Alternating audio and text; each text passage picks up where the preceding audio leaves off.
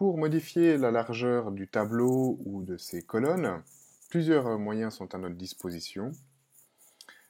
Le plus simple et le plus manuel consistant à nous mettre sur une séparation de colonnes. Vous voyez le curseur qui se modifie, de cliquer, de garder cliqué et de simplement modifier notre largeur de colonne. Une autre option consiste à nous rendre sur la bannière. Lorsque notre curseur se trouve dans le tableau, nous avons cette option disposition de tableau qui s'affiche. Et si nous nous rendons dans cette bannière, sous l'option taille de cellule, nous allons pouvoir procéder à un certain nombre d'ajustements automatiques, notamment ajuster au contenu ou ajuster à la fenêtre. Pour un réglage plus fin, l'option propriété du tableau nous permettra de sélectionner la largeur maximale du tableau, que ce soit en pourcentage ou en centimètres, par rapport à la largeur à notre disposition sur la page, de travailler sur la largeur ici de la colonne.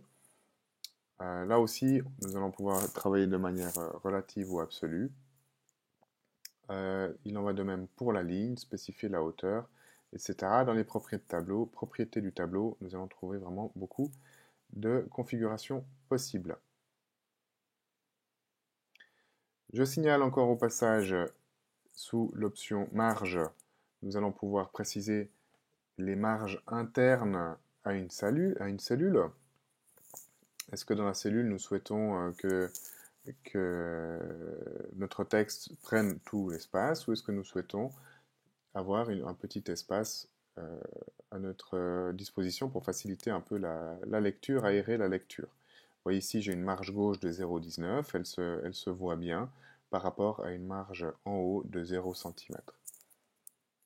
Si je crée par exemple une marge de 0,5 cm en haut et en bas, nous allons voir la différence dans nos cellules. Une autre possibilité qui existe est de modifier l'orientation de notre texte dans la cellule à l'aide de cet outil. Donc nous allons pouvoir afficher de manière horizontale par défaut ou d'afficher le texte de manière verticale.